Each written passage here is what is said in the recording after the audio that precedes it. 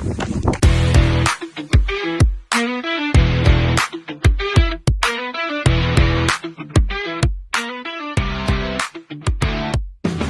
korang, macam mana dengan persiapan korang untuk TM26? Semua okey ke? Kalau okey, tahniah. Hari ni, aku nak ajak korang semua, tak kisahlah runner yang masuk event ke, family yang ikut untuk bercuti ke, ataupun orang Terengganu sendiri yang memang tak daftar pun untuk event TM26. Korang semua boleh datang ke Expo Terengganu Marathon 2026 di tempat yang sama, iaitu Stadium Tertutup Gong Badak, Kuala Nerus, Terengganu.